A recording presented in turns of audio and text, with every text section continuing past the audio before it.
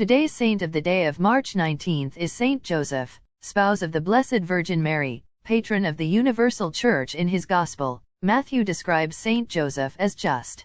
Mary's future husband, faced with the inexplicable pregnancy of his fiancée, does not consider his wounded pride or dignity. Instead, his first thought is to save her from popular animosity or, worse still, from the stoning to which she risks being condemned.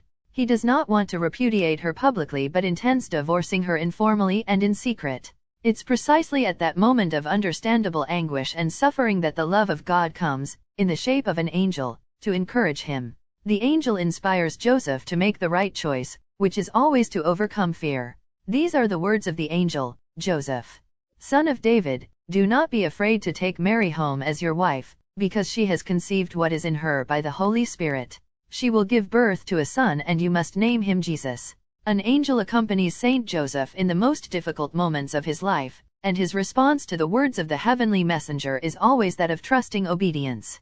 Joseph takes Mary as his bride, and when, after the birth of Jesus, the angel returns to warn him that Herod wants to kill the child, he escapes with his family to Egypt, a foreign country, where he has to get a new job and start all over again. We know that he worked as a craftsman because, when the skeptical inhabitants of Nazareth query Jesus' origins, they ask, "Is this not the carpenter's son?"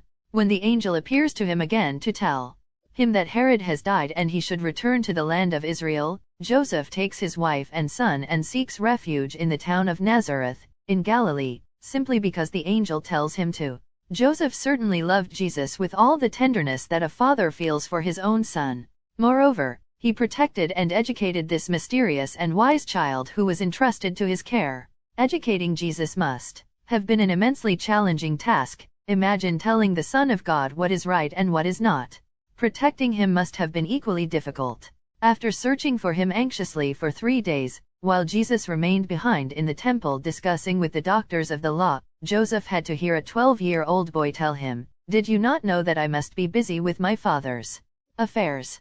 Perhaps Joseph felt like every other father who, sooner or later, has to accept the fact that his child really does not belong to him, but to God alone, who holds that child's destiny in his hands. Joseph does not appear in any of the 4 Gospels that recount the public life of Jesus, nor at his crucifixion on Calvary, nor at the resurrection. It is fair to presume, therefore, that he died before Jesus began his preaching.